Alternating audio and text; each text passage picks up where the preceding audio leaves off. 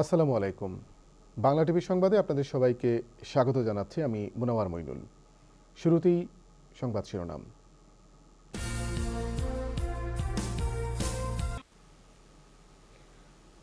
প্রাণের টানে ব্রিটেন ছেড়ে প্রতি বছর বাংলাদেশে বেড়াতে যান হাজার হাজার মানুষ।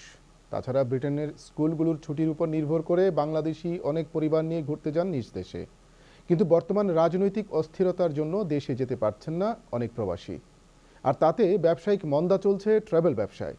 বিস্তারিত জানাচ্ছেন আমাদের প্রতিনিধি আকরামুল হোসেন। সবুজ শ্যামলরূপ বাংলাদেশের যা আকৃষ্ট করে ভ্রমণ প্রিয় মানুষদের, আর তাই প্রতি বছর লক্ষ লক্ষ পর্যটক ঘুরতে যান বাংলাদেশে। তাছাড়া প্রবাসে বসবাসরত বাংলাদেশিরা বেড়াতে যান নিজ মাতৃভূমিতে।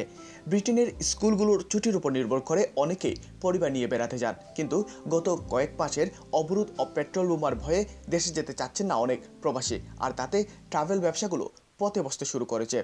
40% ব্যবসা আমরা ড্রপ হয়েছে বাংলাদেশ মার্কেটও, কারণ মানুষের দেশের এই অবস্থায় মানুষের তারা অ্যাডভান্স বুকিং করে এই জুন জুলাইয়ের বুকিং বা এপ্রিলের বুকিং এবার এইরকম বুকিং হয়েছে না।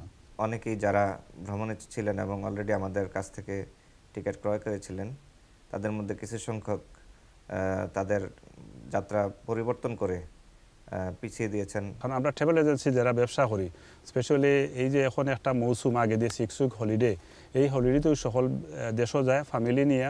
যত অ্যাডভান্স টিকিট পারচেজ করে তারা একটা অ্যাডভান্স এই ক্যান্সেলেশন চার্জটা একটু বেশি হয়।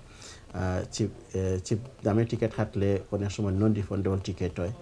সো এইটার কারণে আমরা আর কাছে অনেক এখানে আছে অনেক বুকিং যারা ক্যান্সেল করতে হয় লাস্ট মিনিটে। বছরের শুরুতেই দেশে যাওয়ার কথা ছিল ওল্ডহামে বসবাসরত এই দুইজন বাঙালির, কিন্তু রাজনৈতিক অস্থিরতায় তারাও নিরুৎসাহিত হয়ে পড়েন।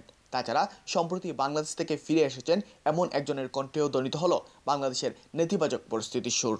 আমরা ঢাকা থেকে সিলেট যাইমু, অনেক সময় আছে কেউ পেট্রোল বোমা মারতে পারবো, কি গাড়ির মধ্যে আগুন জ্বালাই দিতে পারবো, এগুলো জানার নিরাপত্তা নাই। পেট্রোল বোমা আর একটা বার হয়েছে নতুন, এবং এটা গাড়ির মধ্যে মারি দেওয়া হয়ে গিয়ে, এবং গাড়ি তো জ্বলে মানুষের জানানোর কোনো নিরাপত্তা নাই।